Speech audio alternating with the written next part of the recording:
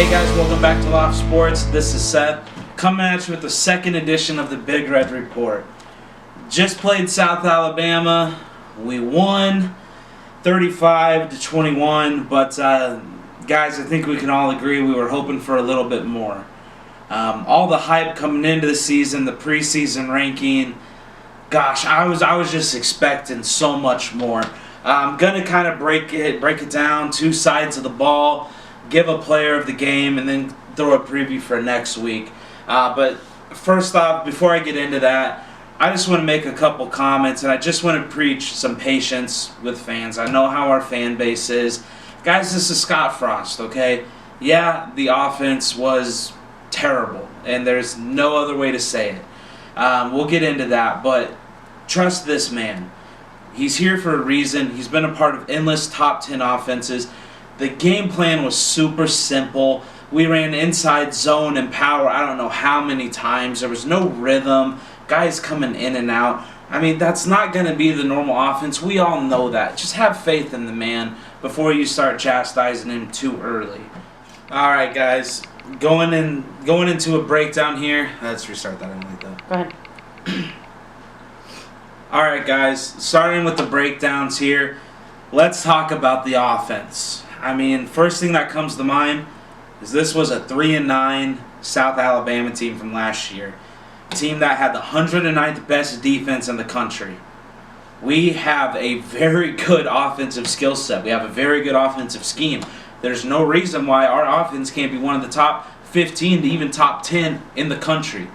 That was not on display. And my goodness, was it worrying, terrifying. It was not a good start for this offense. Gosh, I'm looking at stats here, and the first thing that jumps out at me, 2.2 yards per carry. I mean, what the hell is that? Let's just start there. The offensive line is bigger, faster, stronger than it's been in probably 3 or 4 years. How the heck do you have that type of performance against a South Alabama team that most people don't even know exist? That was just mind-blowing to me. We have a new center. Fine, I get that. Cam Jurgens, a lot of potential. It's his first game, some jitters. But there was at least 10 to 15 high snaps, bad snaps that throws off a running game. We're talking read option. The whole purpose of the read option is to freeze a linebacker, freeze a defensive end for half a second so our skill guys can go around them. It creates more gaps, more windows. When your snap is delaying that whole process, you can't get anything going. One went 20 yards behind Adrian. That's just, it's not good. It throws everything out of rhythm. Those are just things that cannot happen to this team going forward. South Alabama had more first downs than we did. They had 19 first downs. We only had 15 first downs. They outgained us in total yards, 314 to 276. Passing yards by almost 50. We didn't even get 100 rushing yards against South Alabama, and this whole offensive scheme is predicated on using the running game to set up some swing motions and quick hitting screens, deep balls. Everything starts with the running game. So we're talking about why the offense couldn't get into a rhythm. That's why. The offensive line could not get a push, and they could not run the ball. It was absolutely shocking.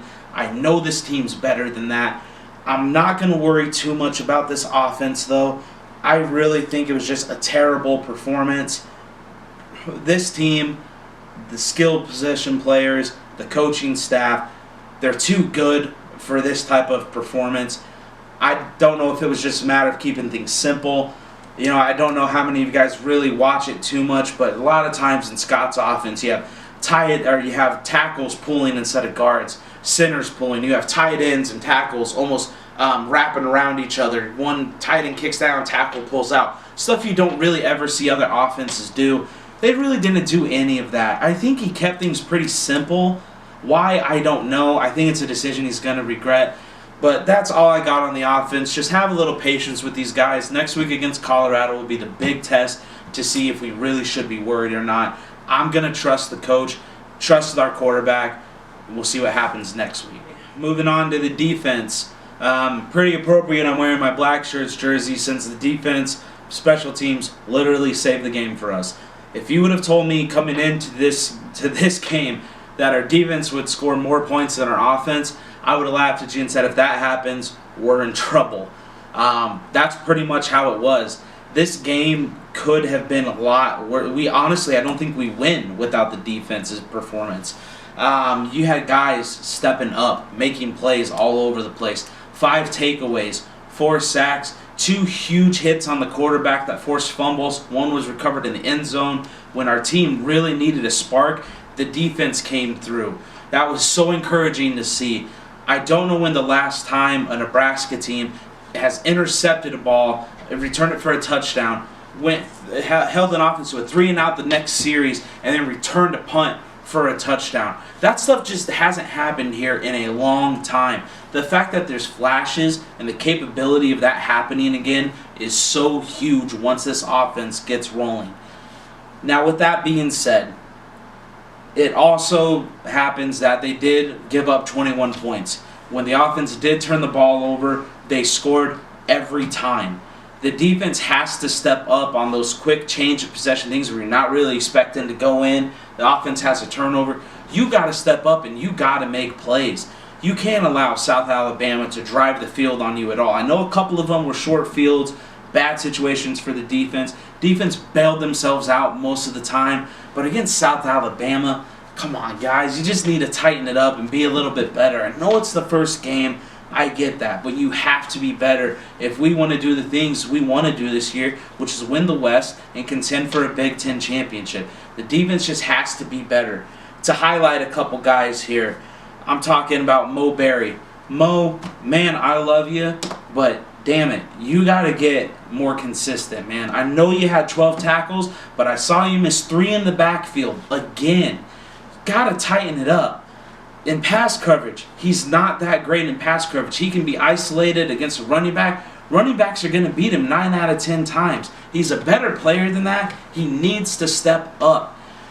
When we're talking about this defense, too, you have your biggest plays are coming from your cornerback and your safety in this game. Now, that's great. Lamar Jackson comes off, nails the quarterback for a big fumble. Cam Taylor's lined up at safety, comes on a blitz, absolutely destroys the quarterback. Fumbles, we pick it up in the end zone. That's great.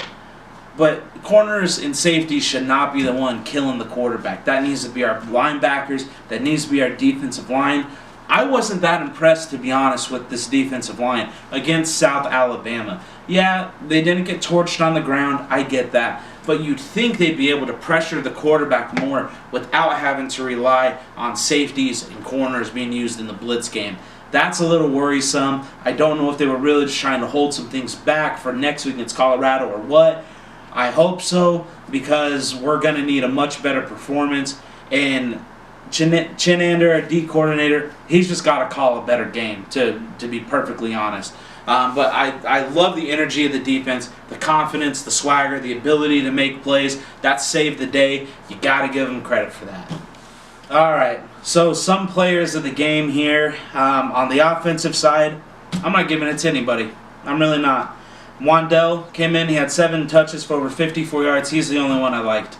Mo did some things, but he only played very, very small bits. I'm not going to give a player game to anybody on that side of the ball. They didn't deserve it. They didn't earn it. Defensively, you got Eric Lee, a guy who's been in the program for a few years, hasn't really played. Eric Lee came up with a huge pick 6 when this team needed it.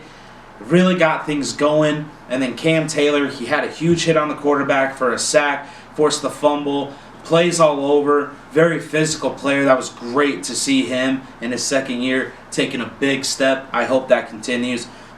Those are the 2 guys I consider for a player of the game.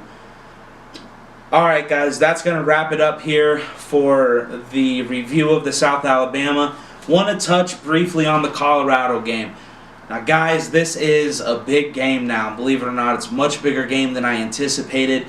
A lot of question marks going into this game, and they did just put up 52 against a Colorado State team that's a rival, is familiar with the program, plays them every year. That's a good win. As much as we might not want to admit it, that's a good win. Laviska Shenault's one of the best receivers, best players in the country. Montez is back at quarterback. And now they got a little bit of a running game, running back getting over 100 yards. And it's easy to say, well, yeah, but that was against Colorado State. We didn't even get 100 yards against South Alabama, so maybe we should just cool it there.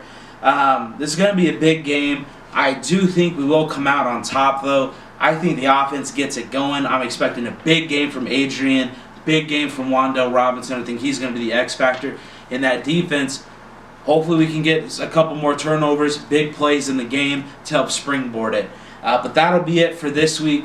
Catch me next week for the third edition of our Big Red Report. I'll be reviewing the Colorado game and taking a look at our next opponent, which will be Northern Illinois. Thanks, guys. Go Big Red.